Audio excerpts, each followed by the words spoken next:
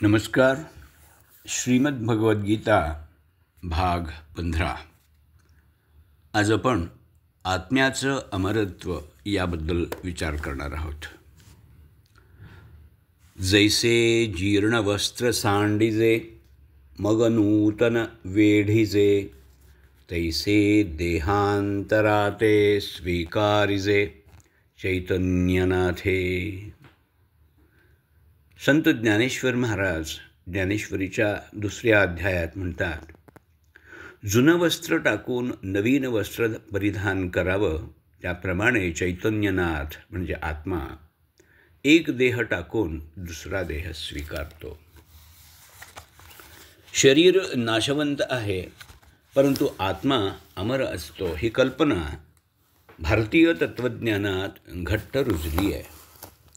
अनेक उपनिषदांमधून या कल्पनेची विस्तारानं चर्चा केलेली आपल्याला दिसते. गीतेच्या 2ऱ्या अध्यायात 11व्या श्लोकापासून ते 30व्या श्लोकापर्यंत श्रीकृष्णाने अर्जुनाला ही कल्पना अनेक तऱ्हांनी समजावून सांगण्याचा प्रयत्न केलेला आहे. मागील प्रकरणात उल्लेख केल्याप्रमाणे तू ज्याला मारशील त्याचं फक्त शरीर मरेल, पण आत्मा मरणार नाही, हे अर्जुनाला पटवून देण्यासाठी श्रीकृष्णाने हा उपदेश केलेला आहे. ते म्हणतात, शरीर आणि आत्मा वेगवेगळे आहेत. आत्मा नित्य म्हणजे सार्वकालिक आहे, तर देह नाशवंत आहे. आत्मा अविनाशी आहे. तो तुटत नाही, जळत नाही, भिजत नाही किंवा सुकत नाही. तो मारतही नाही आणि मरतही नाही. त्याचं वर्णन करणं, ऐकणं यापैकी कशानंही त्याचं खरं स्वरूप जाणणं शक्य नाही, कारण तो अचिंत्य आहे. त्याला आपण ज्ञानेंद्रियांनी, मनानं किंवा बुद्धीनं जाणू शकत नाही. तो प्राणिमात्रांच्या रूपानं व्यक्त होतो. ही मधली अवस्था सोडली तर त्याची आरंभिक म्हणजे जन्मापूर्वीची अवस्था आणि मरणानंतरची म्हणजे अंतिम अवस्था या दोन्हीही अव्यक्त असतात. बालपण, तारुण्य आणि म्हातारपण या शरीराच्या जशा अवस्था असतात, तशी मृत्यूनंतर दुसरा देह प्राप्त होणं ही पुढची अवस्था असते. ज्याप्रमाणे मनुष्य जुनी वस्त्र टाकून नवीन धारण करतो, त्याप्रमाणे आत्मा जीर्ण शरीराचा त्याग करून नवीन देह धारण करतो. म्हणून ज्ञानी माणसं मृत्यूविषयी शोक करत नाहीत. अर्जुना, एक वेळ आत्मा शरीराबरोबरच जन्म घेतो आणि शरीराबरोबरच नाश पावतो असं जरी तू मानलंस, तरी जन्मलेल्याला मरण आहे, तसंच मरण पावलेल्याला पुनर्जन्मही आहे. तर मग या अटळ गोष्टीसाठी शोक कशाला करायचा? कर्तव्य म्हणून जेव्हा युद्धात शत्रूला मारायचं असतं, तेव्हा ही मृत्यूची अपरिहार्यता लक्षात घेऊन शोक करणं उचित नाही. म्हणून तू युद्धाला उभा राहा.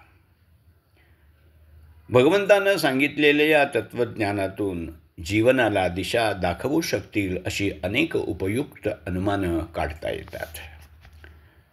विचारी माणसाला नेहमीच मी म्हणजे कोण हा प्रश्न पडतो.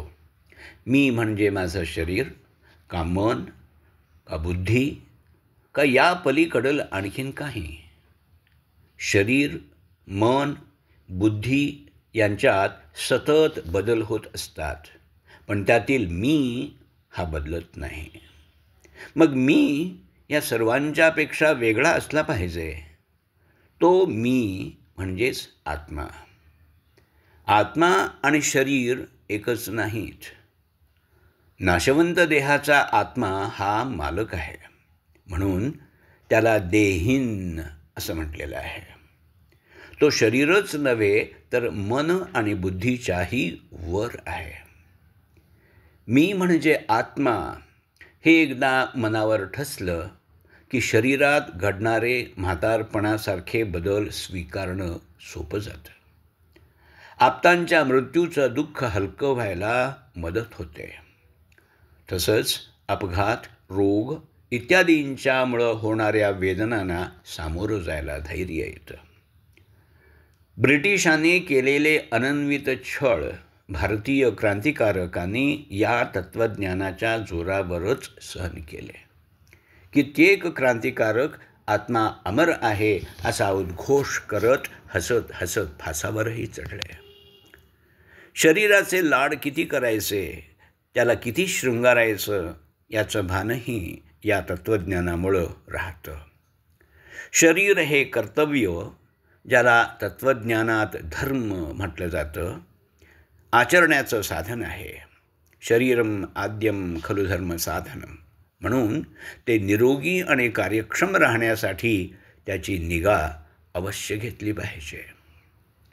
क्रमशः लेखन डॉक्टर विजय पांडुरंग जायदे आणि वाचन डॉक्टर अमृत राघवेंद्र यादे.